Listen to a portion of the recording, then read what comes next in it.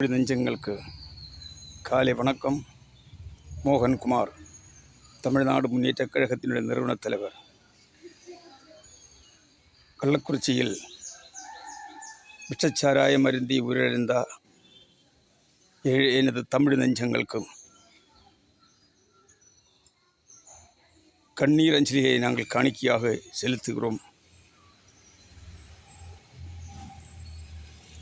இந்த குடும்பங்களில் எப்படி வாடி தவிக்கிறதோ, தாயை இழந்தவர், தகப்பனை இழந்தவர், புருஷனை இழந்தவர்கள், பிள்ளைகளை இழந்தவர்கள், சகோதரர்களை இழந்தவர்கள், தன் உற்றோர்கள் உடையவர்களை இழந்தவர்கள் இழந்து தவிக்கும் இந்த மக்களுக்கு நாங்கள் ஆறுதல் கூறிக்கொள்கிறோம்.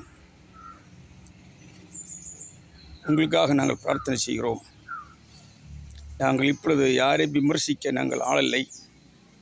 எரியிந்தியில் எண்ணெய் எடுத்து ஊற்றும் போல இருக்கும் அந்த விமர்சனம் ஆகையால் முன்பும் இப்படி போன நிகழ்வுகள் நடந்திருக்கிறது.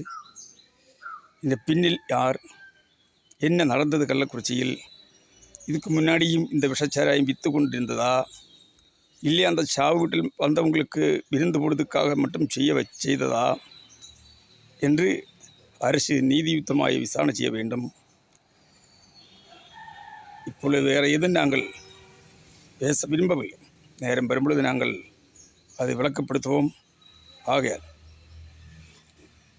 நல்ல நீதிபதியை கொண்டு விசாரணை செய்ய வேண்டும் என்று இது போன்றதான நிகழ்வுகள் தமிழகத்தில் நடக்காமல் நீங்கள் கவனம் செலுத்த வேண்டும்.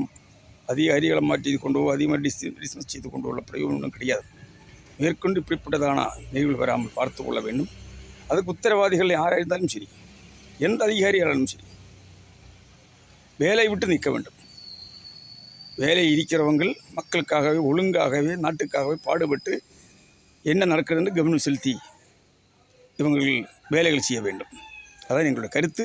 வேறு எதுவும் பேச விரும்பவில்லை. நன்றி, வணக்கம். மோகன்குமார், தமிழ்நாடு முன்னேற்றக் கழக நிறுவனத் தலைவர்.